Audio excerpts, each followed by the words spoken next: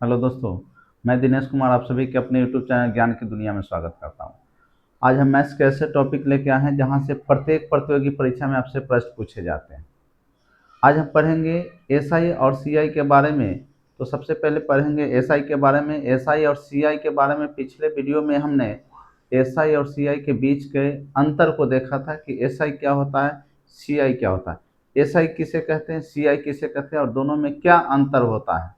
SI कैसे लगता है किसी भी मूलधन पर या सीआई कैसे लगता है किसी भी मूलधन पर, हमने उन दोनों को बारीकी तरह से पढ़ लिए थे। तो आज हम पढ़ेंगे एसआई के कुछ महत्वपूर्ण प्रश्न के बारे में कि एसआई में जब ऐसे प्रश्न दिए जाएं तो इस प्रश्न को कैसे बनाया जा सके। तो चलिए आते हैं एसआई के बारे में। तो देखिए, साधारण ब्याज की दर पर कोई धनराशि 3 वर्षों में कितना 690 रुपया और 5 वर्षों में कितना 750 रुपया हो जाता है, तो वह धन क्या है। कहने का मतलब है कि आपको समय कोई धनराशि है जो 3 वर्षों में कितना, जो 3 वर्षों में 690 रुपया हो जाता है, लेकिन अगर वो 5 वर्षों के लिए लगाया जाता तो कितना रुपया हो जाता, 750 रुपया हो जाता। तो वह धन क्या है।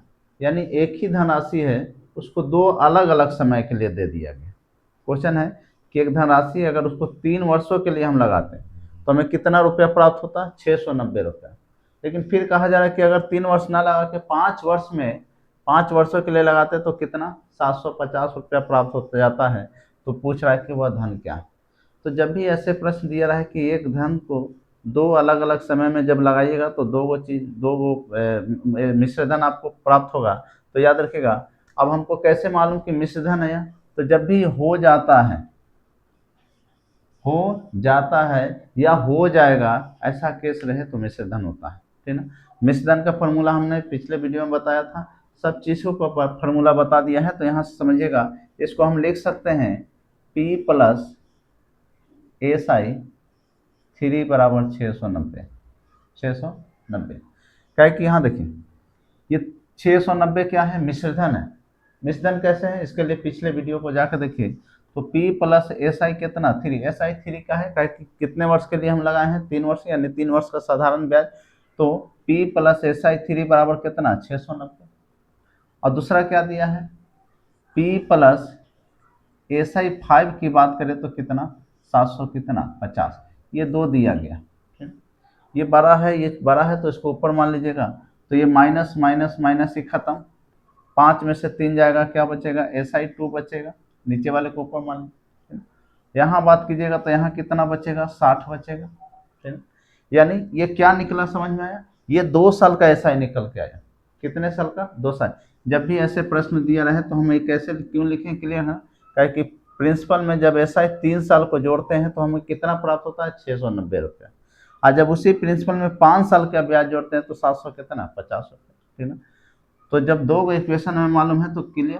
तो SI 2 का वैल्यू यहाँ से निकल जाएगा कितना 60। तो SI का मान कितना हो जाएगा 30। SI कितना हो जाएगा 30, क्योंकि 2 वर्ष का दिया है तो 2 वर्ष में 30 60, तो 1 वर्ष में कितना 30। और जब SI मालूम हो गया तो आपसे क्या पूछा है, आपसे पूछा है कि वह धन क्या हो। तो धन क्या होता है, या तो इसको यहाँ पुट कर दीजिए या तो यहाँ पुट कर दीजिए। तो P है तो P प्लस SI का मान कितना दिया है, SI का मान है कितना 30 है। और यहाँ पुट कीजिएगा तो यहाँ हो जाएगा 30 इंटू क्या 3 का है कि 3 SI के मान कितना है 30 गुने कितना 30 बराबर कितना 600 कितना 90। तो P बराबर ये 30 3 90 उस तरफ जाएगा तो कितना 600 रुपया आंसर। हमने इसको विस्तार से समझाया ताकि कभी भूल नहीं पाए, क्वेश्चन जैसे कहेगा वैसे मुड़ जाना है। 2 साल का देखिए, प्रिंसिपल को अगर हम SI 3 यानी 3 वर्षों के लिए लगाते हैं तो 690 रुपया देता है। दूसरा, प्रिंसिपल को अगर SI 5 यानी 5 वर्षों के लिए लगाते हैं तो 750 रुपये। तो अगर इक्वेशन बदल देंगे तो माइनस माइनस माइनस ही खत्म हो जाएगा, इसमें से घटेगा तो कितना SI 2 आई घटेगा तो कितना 60, यानी 2 साल का SI हमको 60 रुपया। तो हम 1 साल का SI निकालेंगे तो हमें कितना प्राप्त होगा 30 रुपया। और जब 30 रुपया SI प्राप्त हो तो SI का वैल्यू या तो यहाँ पुट कीजिए या तो यहाँ पुट कीजिए। तो हमने इसमें पुट किया तो P प्लस SI की जगह कितना 30 और 3 है तो गुने 3 बराबर 600 कितना 90। तो P बराबर कितना 600। क्लियर है। ऐसा ही प्रश्न यहाँ है, इसको भी देखते हैं ध्यान से। कोई धनराशि 2 वर्षों में, तो इसको लिख सकते हैं P प्लस SI2। हालांकि बड़े संख्या जो बड़ा समय रहेगा उसको हमेशा ऊपर रखिए। बड़ा समय यहाँ कितना है 3 वर्ष, तो 3 वर्ष में कितना 816 रुपया, लेकिन घटाने में थोड़ा सा आसान हो जाएगा। 3 साल का दिया है और फिर 816 रुपया, और 2 साल का दिया है कितना 774 रुपया। तो P प्लस SI2 बराबर कितना 744। क्लियर। इक्वेशन साइन को बदल दे तो प्लस माइनस खत्म। ये कितना बचेगा SI3 में से SI2 हो जाएगा, SI बचेगा, ये कितना बचेगा 2, ये यानी SI का मान कितना आ गया 72। अब जब SI का मान 72 आ गया तो हमसे क्या पूछा था, मूलधन पूछा था, तो 72 या तो यहाँ पुट कर दीजिए या तो यहाँ पुट कीजिए। आपको जिस या तो पहला में या तो क्या दूसरा में, जहाँ पुट करना, अगर यहाँ पुट करते हैं तो कर दीजिए। तो देखिए अगर P प्लस SI2 है तो SI का मान कितना है 72, अगुना कितना 2 बराबर कितना 700 कितना 44। इसको गुना करेंगे तो कितना हो जाएगा, इसको गुना करेंगे उस तरफ जाएगा तो माइनस में, तो 744 माइनस 2 दूना कितना 4 और 7 दूना कितना, क्लियर 144। तो 744 में से अगर 144 जाता है, 744 में से 144 जाएगा तो क्या बचेगा 600 रुपया, यानी प्रिंसिपल का जो मान हो जाएगा वो कितना रुपया 600 रुपया। जब भी 2 गो समय दिया रहेगा तो 2 गो अमाउंट भी प्राप्त होगा, और जब 2 समय दिया रहे 2 अमाउंट दिया रहे तो कैसे बनेगा, क्लियर है कि नहीं वो दिक्कत, उम्मीद है ये समझ में आया होगा। बढ़ते हैं इसमें अगले प्रश्न की तरफ। तो ध्यान से देखिएगा, अब अगला प्रश्न है कि कोई धनराशि साधारण ब्याज मूलधन का कितना हो जाता है 1/4 हो जाता है, तथा दर और समय का संख्यात्मक मान क्या हो बराबर हो तो दर क्या हो। तो क्वेश्चन को पहले समझने का कोशिश कीजिएगा। एक गलती हम लोग से क्या होता है कि हम सिर्फ शॉर्टकट पे जाते हैं, क्वेश्चन को कैसे बनाया जाए, सिर्फ इस पे नहीं, क्वेश्चन को समझा कैसे जाए इस पे ध्यान दीजिएगा। अगर क्वेश्चन को अगर समझ में आ जाए, क्वेश्चन कोई भी क्वेश्चन आपको समझ में आ जाएगा क्वेश्चन कह क्या रहा है, तो किसी भी ट्रिक की जरूरत नहीं है।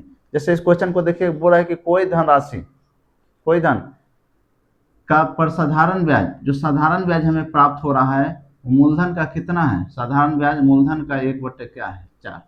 पहले क्वेश्चन को समझिएगा, हम इसका ट्रिक भी बताएंगे कैसे बनाया जाए, लेकिन पहले क्वेश्चन को समझिए। साधारण ब्याज क्या है, मूलधन का क्या है 1/4।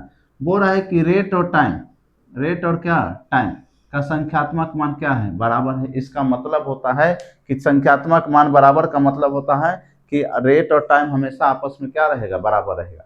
रेट और टाइम का संख्यात्मक मान का मतलब होता है कि अगर ये 5% रेट है, ये कितना परसेंट, अगर रेट 5% है तो टाइम भी क्या हो जाएगा 5 वर्ष हो जाएगा। इसको बोलते हैं संख्यात्मक मान बराबर। अगर रेट 3% है तो टाइम भी कितना हो जाएगा 3 वर्ष। अगर टाइम 10 वर्ष है तो रेट क्या हो जाएगा 10%। इसको बोलते हैं संख्यात्मक मान। क्लियर है। तो जब भी आपसे संख्यात्मक मान की बात करें तो ध्यान से समझिएगा, SI जो है साधारण ब्याज के, SI जो है प्रिंसिपल का 1/4 है, रेट और टाइम का संख्यात्मक मान क्या है बराबर है। तो आपसे पूछ रहा है कि रेट का मान क्या हुआ, तो रेट का मान तो SI का फॉर्मूला आप जानते हैं कि SI बराबर फॉर्मूला होता है क्या P गुने R गुने T बटे क्या 100।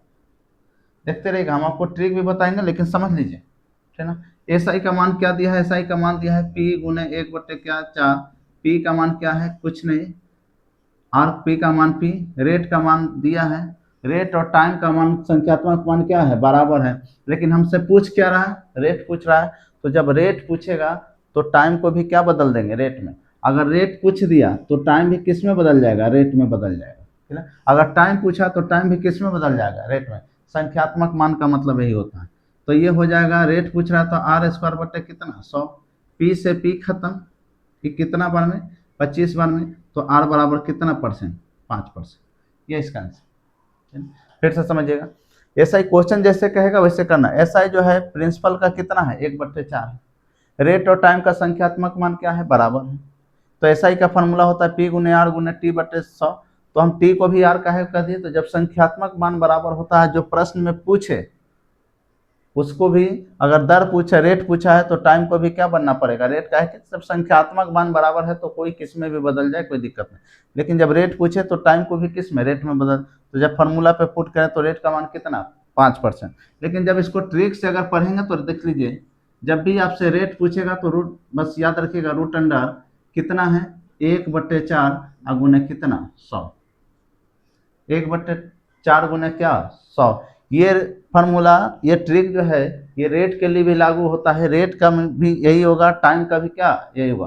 तो रेट का मान हो गया तो देखिए 1/4, 1/4 था तो एक खत्म हो जाएगा कितना 25, यानी आर बराबर कितना परसेंट 5%।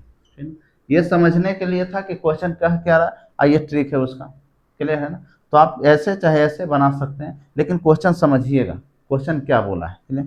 अब आइए, कोई धन साधारण ब्याज के मूलधन पर 1/4 हो तो दर और समय संख्यात्मक मान क्या हो बराबर हो तो समय का मान, यानी टाइम का पूछ रहा है। तो हमने अभी ट्रिक से बताया कि टाइम है या टाइम कहे या क्या कहे, या तो टाइम कहे या क्या कहे, आपसे रेट कहे, दोनों का संख्यात्मक मान बराबर है तो फार्मूला तो वही हो जाएगा। क्या है यहाँ 1/4 अगुने कितना 100, इससे खत्म हो गया कितना 25, यानी टी बराबर 25 का रूट निकलेगा तो कितना, यानी इसका आंसर कितना 5 वर्ष। क्लियर है। जब ये प्रश्न दिया है ऐसे दिया है, ये हमने समझा दिया था कि प्रश्न को कैसे, अगर मान लीजिए ये नहीं याद रहा तो प्रश्न को क्वेश्चन पढ़ के हम कैसे बना सकते हैं, ठीक है ना। तो हमने एक तरफ बताया कि 2 गो समय दिया रहेगा तो 2 गो अमाउंट आएगा, और जब 2 गो अमाउंट आएगा तो यहाँ से एसआई पूछेगा, तो एसआई अगर पूछ देता तो 1 साल का एसआई 30, लेकिन हमसे क्या पूछा है प्रिंसिपल पूछा है तो प्रिंसिपल निकाल। वैसा ही प्रश्न यहाँ था, ये प्रश्न क्या था, मूलधन का एसआई जो है मूलधन का 1/4 है, इस तरह संख्यात्मक मान यानी न्यूमेरिकल वैल्यू जब भी बराबर दिया रहे, रेट और टाइम का संख्यात्मक मान जब भी बराबर कहें तो ये याद रखिएगा प्रश्न, ठीक है ना। ये और ये प्रश्न दोनों सेम है। उम्मीद है ये क्वेश्चन समझ में आया होगा। फिर मिलेंगे एसआई के कुछ बेहतरीन क्वेश्चन के साथ, तब तक जय हिंद।